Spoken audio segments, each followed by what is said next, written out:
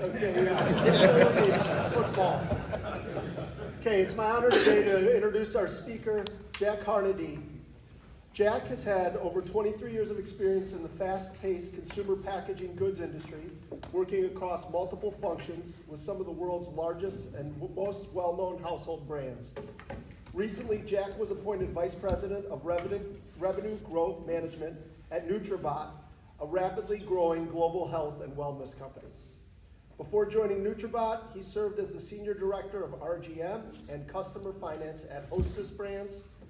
Prior to his tenure at Hostess, Jack led the RGM and sales strategy efforts for the U.S. at Colgate-Palmolive. He has also managed several cross-functional customer sales teams at Colgate-Palmolive, Kimberly-Clark, and Newell Rubbermaid, working with major retailers such as U.S. Grocery, Kroger, H-E-B, and Walmart. During his career, Jack has been recognized for his exceptional leadership and strategic vision, receiving multiple industry awards for driving revenue growth and innovation. Jack earned both his undergraduate and graduate degrees from Northwestern University, where he was a 4-year letter winner on 2 Big Ten championship teams. Jack is a Southside native growing up in Oak Lawn, for any Oak Lawn guys here, and attended Mount Carmel High School. He currently resides in Inverness, Illinois, with his beautiful wife Erin and his 2 children, Alec and Elise. He recently published his book, Snap and Go, which he'll tell you is available out there, and enjoys spreading his message on positivity, leadership, delivering growth, and building great teams. With that, it's my honor to introduce Jack Harnedy.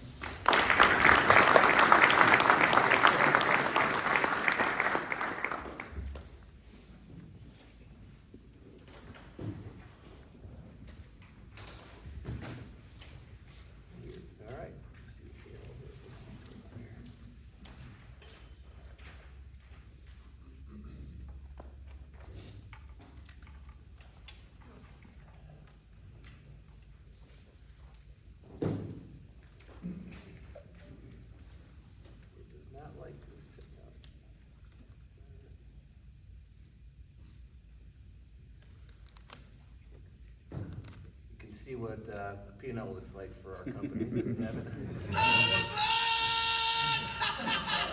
All right, here we go. Come on.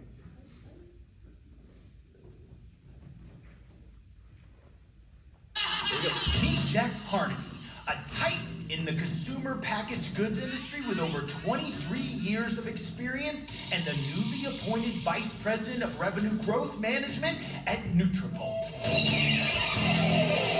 Jack's career is a testament to excellence, having propelled growth and strategy for global giants like Hostess Brands and Colgate-Palmolive, and leading teams to victory with key players like Kroger and Walmart.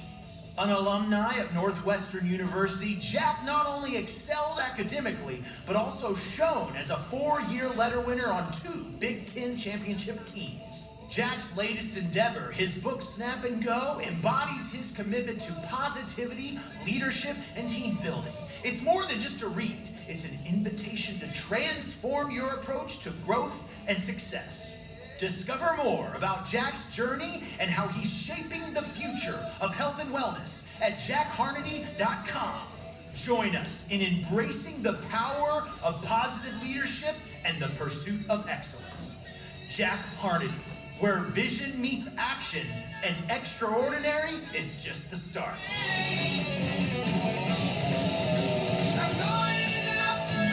Take a look at the long snap here. This is Jack Harnedy and his warm-ups. And what we want to see in a long snap, this is a year of epidemic problems with the long snap. You want the ball extended beyond your headgear, and you want those knees bent so that you can follow through like that.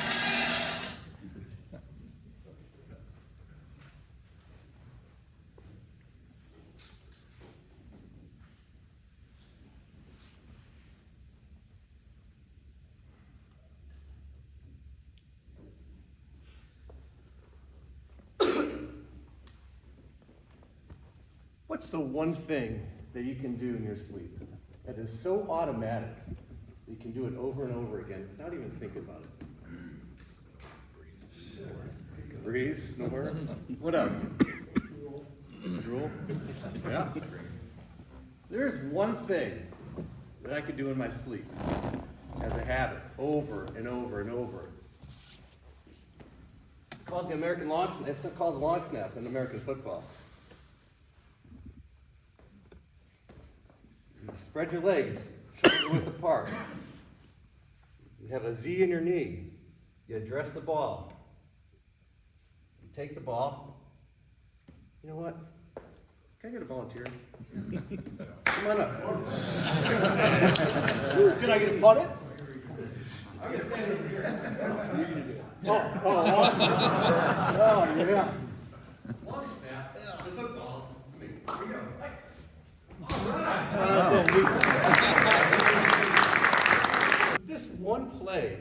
This one action is so important to a football game that most people don't even realize it's even happening. Think about it. How many times do you go into the bathroom during a punt? It's our chance at a game to get up, go to the concession stand, right? The fourth down punt play is one of those plays that just is automatic. But there's so many things that go into that play that has to go right. That long snap starts that play. Now, it's not like we're changing the world here with a long snap, but this one action formed what is today, what I think is what my philosophy on maximizing the moment. And we'll talk about what that means through this presentation. But I'm going to take you back to the summer of 1995. Does anybody remember the summer of 1995? Some may. It may have been a long time ago for a lot. Some people in this room may not even remember that. I was a big man on campus at Mount Carmel High School as a senior, going into my senior year. We were slated to win the state championship. We were, all these accolades, etc. Summer of 95. I was in high school right down the block here at Mount Carmel. But also the summer of 95, some really interesting songs played on the radio. Number one song was TLC Waterfalls, Shaggy, Boys to Men, Blues Traveler, Bryan Adams, Have You Ever Really Loved a Woman? Think back. This is when ER was like the number one show on TV. Seinfeld. They were hot. So was the summer of 1995. Does anybody remember the heat wave that we had the summer of 1995? It was unbelievable. Well, that was my senior year, going into my senior year at Mount Carmel, and we were going through 3-a-days. Right, 3-a-days. I want to bring back to the summer of 95. Think about the one person in your life, your very, very best friend. The person that you can confide in absolutely everything. Laugh, you cry together, you experience life together. For me, that was Kevin Dowling. Now, Kevin and I had known each other for about 3 years. Going to Mount Carmel, you come from different spaces within the Chicago area.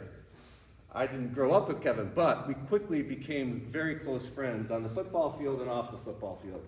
We spent time on the phone. That's when we had landlines, right? We were on the phone calling each other, talking to each other. We spent a lot of time talking.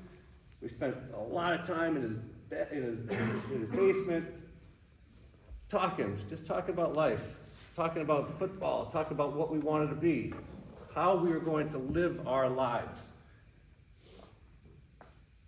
And I could still hear it to this very day. Kevin, we're sitting in his basement. Say, Jack, I think I got this. He was a leader, right? I think I got this. He worked really hard. He's like, I think it's all about positive leadership. It's all about being humble. It's got having God's spirit and having spirituality. It's working really hard, grit. And instead of being and trying to go for a championship, it's about building champions. So if we can build a team of champions, they're all going after the same goal, going after the same things, that work hard, we could probably win this state championship.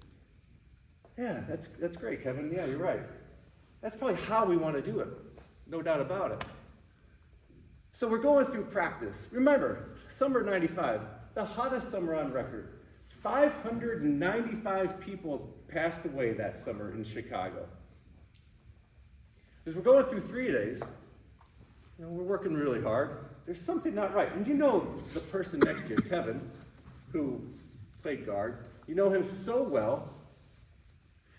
You look at him and say, Kevin, are you okay? It's like, oh, I'm fine. Remember, summer 95.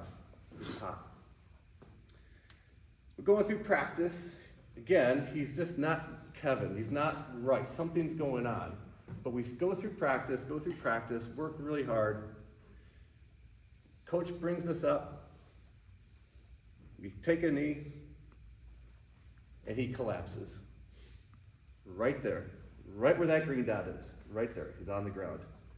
Thankfully, we had a football staff that consisted of firemen, of police officers.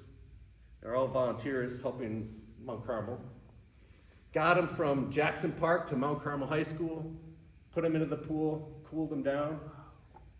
Ambulance was there quickly, got him to the University of Chicago Hospital. Instantly had heat stroke and absolutely needed an emergency kidney and liver transplant. All in a moment. Our senior year, we're supposed to be captains together. All in one moment. Like that. How quickly things change, how quickly priorities change. He goes through his surgery. 2 weeks later, it's the first game of our senior year. We go visit Kevin. He's doing great. We go home. At 12 o'clock in the afternoon, I receive a phone call. Kevin passed away. He had a massive bout of heart failure. The day of our senior year, first football game. The question was, do we want to play against Joliet Catholic? Well, yeah. Kevin said he was going to be there with us. Kevin is our leader. We're going to be there. We're going to play for him. Poor Joliet Catholic didn't stand a chance that night. We went out there and took it all out on Joliet Catholic. But from that moment on, everything that we did was for Kevin and was for these things that he taught us how to act and how to be as a person. With positive leadership, with great humility, God's spirit, grit, champions first. He was with us on that field. He was with us throughout the rest of the season. We were runners-up in the state championship. We were close, but that's not the important thing. He created champions. He taught us how to live, and how to maximize our moment, because he certainly did. He maximized his life as best as he could in the short time he had, 17 years. And 10,555 days later, I'm still talking about him. 30 years later, still talking about him. He's had that much of an impact on many lives. So, he taught the how, and then throughout my career and throughout my time as an offensive lineman and long snapper at Northwestern, I started to put together on the what. So he taught the how, and this is the what into how we should do things. The what to get to greatness, right? It's setting focus, preparing with diligence, it's implementing with precision, and it's navigating all the obstacles that go along the way. So if you look at setting focus, really a couple things. Like 90% of people struggle to set priorities in your life. I'd say most people do. And if you don't have a clear vision of where you're going, most people struggle with that, and companies struggle with that too. 75% struggle with having that vision of where to go. But really, having a vision is two things. You've got to know where you want to go, but then taking it and breaking it down and having the steps to get there is really important. So you have your telescope view, and you have your microscope view, right? But to create that future, you have to be able to see it. If you can see it, you can absolutely create it. you got to understand what is in your telescope. What is that long-term vision? Where do you want to go? What do you want to build? What do you want to create? And really, when you're doing this, when you think about where you want to go, you got to use all of your senses to really feel it. Put yourself in that moment. How do you feel? As if that is happening right now. However, success is built sequentially, one thing at a time. It's really important. So again, you have your telescope view, you have your microscope view. What am I going to do next? What actions do you need to take right now to realize that big picture vision? I mean, if you think about it, if you cup your hands just like this, like everybody do this, cup your hands just like this, and look at that exit sign back there. Could you get up with your hands cusped like that and walk to that exit sign? Probably not, and if you did, you'd probably fall and hurt yourself or hurt somebody else, right? Trip over something. You need to have that view, but you also need to broaden it so that you can walk over to that exit sign very clearly with that microscope. Now, my old telescope was absolutely playing the NFL, 100%. That's what I wanted to do. As a long snapper, could have done it. As an offensive lineman, not so much. I was 6'7", 325 long snapper. Is that the profile that you think the NFL football teams wanted? They looked at me and said, "Hey, we love you as a long snapper. Can you lose 100 pounds?" No, I can't lose 100 pounds. That was back in the day when that's all I was. I was 325 pounds. That was my reality at the time. I thought I was quick enough. I could catch somebody catch a punt returner as an offensive lineman long snapper, but they didn't see it that way. My problem is my reality for years later was that I was going to be an NFL football player. And I remained 325 pounds even through my personal life after football was over. That was a problem. There was no reason for that. So my new microscope and my new telescope absolutely had to change. I had to change that. That NFL vision was gone. Fine. What's next? Family, career, etc. Right? So I learned the lesson of the microscope that I had to take different steps to lose the weight, to get healthy, to lose the 100 pounds that I said I could never do. Right? So my new microscope became, how am I going to be the best dad, the best mentor, and the best husband to those folks right there. Right? So the totally different perspective had to change. You had to change my telescope view, had to change my microscope to get to the point where I wanted to get to. Okay, so look, when we're talking about setting focus, it's all about seeing the end in mind. See it, build it, feel it. You go where you focus. Believe and communicate what you're trying to do with your friends and your family. It's super important that if you have a vision, you let people know it. Okay, so we talked about setting focus. Preparing with diligence. This is the next piece of my process here, is preparing with diligence. Success is a function of persistence and doggedness, and the willingness to work hard for 22 minutes to make sense of something that most people would give up on after 30 seconds. Really important quote. Now, over time, I spent in a 5-year playing career, 360,000 minutes practicing. Think about that. 360,000 minutes of our 5-year playing career practicing long snapping, working out. We did the math. We verified everything as Northwestern offensive linemen. We had fun doing the math with this one. But understand, as a long snapper, in a 5-year career, I was on the field for 33 minutes. Wow. So think about, what are we preparing for? I was prepared 360,000 minutes for 33 minutes of playing time. Would never change it. Never change it. That action is so important and so routine and it's such a great habit that I took that into my professional career. You've got to prepare to be successful at anything. If you fail to prepare, then you're preparing to fail. Now, planning is bringing that present so that you can do something about it right now. And I think this is really important. We talk a little bit about that when you're setting focus, but what is one thing you can do such by doing it, everything else will be easier and unnecessary.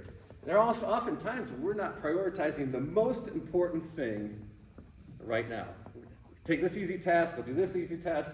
What's the most important thing that's going to have the biggest impact that you can do right now? That will help you form great habits over time. So really, preparing with diligence is all about effective preparation, great quality, consistency, dedication. You're focused, challenged, you get feedback. Feedback is hard to hear, but it's so important. How often are we asking our friends and our families and our coworkers for feedback? And do we accept that feedback? Say thank you. Are we forming habits? You know it takes 66 days to form a new habit? So I challenge you, over the next 66 days, pick one thing that could change your entire life that will help you grow. Focus on that one thing for the next 66 that you grow every day. You play like you practice like you play. So we set focus, we prepare with diligence. Now it's time to implement with precision. Mind is so powerful. You've got to focus, right? The mind can conceive what it can conceive and believe it can achieve. You know, in fact, that if you can just visualize that your muscles are getting stronger, that you'll get 30% stronger just by visualizing. Interesting. Now, think about visualization. Do you have blinders on? Do you have belief and trust in yourself? Do you have clarity through chaos? Right? Blinders for a horse versus non-blinders, all the chaos that goes around. Do we have tunnel focus on what we're out to do, what we're out to believe? Super important. How to go make a play, fully commit, display it, leave it all on the field. And that was the best part of those 33 minutes, is being out on that field in front of 125,000 people in Michigan, on TV. This is back before, every single college game was on TV. It was like an actual big thing back in 2000. That was a really important thing, to be on TV. It was great. Leave it all on the field. Commit. Maximize that moment. Make a play. So how do you visualize? How do you trust your work with the blinders? You know what you're doing, and then you just go do it. But today's headlines are tomorrow's fist wraps, right? So don't believe in all the hype that everybody's telling you. That's a really important message right there. Thank you. Appreciate the feedback. Keep moving on. Be accountable. Then you navigate all your obstacles. It's never going to be easy. Right? In fact, 70% of all change initiatives and things that you want to do throughout organizations fail. And 75% of all projects that you'd ever face have some sort of obstacle.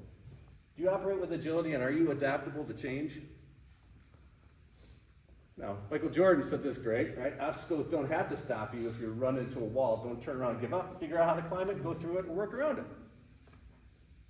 Here's an example of navigating obstacles. I was riding high.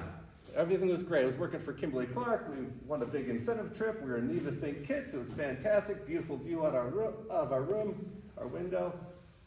Until that little flagstone right there became an issue. So, if you struggle with injury, close your eyes for 2 seconds. This is my reality, and this is what God's way of saying slow down. From that little flagstone right there, riding high, everything was great. I ruptured my quad tendon, and 13 weeks later I was still after surgery and all kinds of health issues, still in a straight leg brace for good 13 weeks. That was God's way of saying slow down. God's way of saying reset, navigate this obstacle, get better. Okay, so going through all the rehab, sitting in the back of our Yukon, getting transferred back and forth to rehab, turning into 2,200 classes later at Orange Theory Fitness, and being in the best shape of my life. Like, you go through these challenges and go and overcome the obstacles, and you rise above. Everybody thinks that life is going to be this straight path, nice and easy. Nah, this is what life looks like. That's reality. Right? That's reality. We can maneuver through that. We can get there. If you have accountability to yourself, you will persevere over any obstacle that you can overcome. You have ownership. You have results. You attack these obstacles head on. You celebrate the little wins. Celebrate. And you keep moving. Feedback. Play back what you just went through and stay positive. The greater the obstacle, the more glory in overcoming it. Kevin did all those things. He gave us the how. I'm giving you the what. Set my focus. Set focus. Your telescope, your microscope. Prepare with diligence. 33 minutes of playing time, 360,000 minutes of practice. Prepare. Implement with precision. Navigate those obstacles all along the way. Appreciate it. Any questions that you might have? I'm open for questions for a few minutes. And then we have table topics that we'll be able to discuss, all based on spin. I wanted to take it, you lose 100 pounds. Yeah, you know, it was a challenge, right? So I never had that thought that I could do it. I never thought I could do it. But it took 6 months. Is that something you set your goal on, like the same concept, like, okay, this is what I have to do? Yes, I had to do it. So I lived in Arkansas for quite some time, and our company had a weight loss challenge. So of course, weight loss challenge, and you think a health wellness thing. I'm going to go in, I'm going to compete, right? Well, it wasn't just about competing and winning the $40 or whatever it was, like big deal, but it was like, to win. It was the doctor telling me, you are pre-diabetic, you're a ticking time bomb, your heart has all kinds of complications. If you don't do this, we're not going to be talking about you losing weight and winning $40. So that was the trigger that said, I better do something. And so was able to do that and maintain that for the last 10 years. Yeah. What if your focus or what you originally focused on is a little bit off and you need to adjust your, kind of overall direction? How do you know when to kind of make that shift? Yeah, that's really tough, right? You have to have reality, and through feedback and through having a great counsel. Like, I think it's really important to have great people around you to be able to have conversations with that are trusting people that say, hey, look, here's where I am, here's where I want to go. Is this realistic? Like, that to me was a big part of this whole process, is just having the right board of directors, if you want to call it that, to be able to go to the right people and bounce ideas off of. And you have to understand who is there for you and who's there for them, right? Because there were a lot of people that were trying to say, keep going, NFL, you got tryouts, you're gonna be great, you can lose the weight. In reality, I didn't think I could, and the reality was they were trying to push for their own benefit. And in fact, it's funny, my son, who's 10 years old, said to me, Dad, are you ever think back and upset that you never played in the NFL? So, and I was like, wow, okay. My 10-year-old son's asking this question, how am I going to respond to it? But when I think back, and I told my honest response was, none of this would be here if I would have gone and played in the NFL. You wouldn't be sitting in front of me. I would never have met your mom. I would have never had you. I would have never had my family. So different perspective, right? Like, yeah, of course, I would have loved to have played there, but my life is so good because of you and your sister and your mom.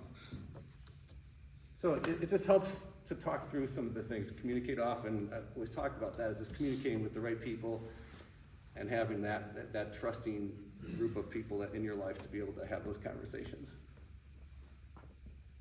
What else? Does this resonate? Yeah. Good. Okay, well, let's all thank Jack for coming.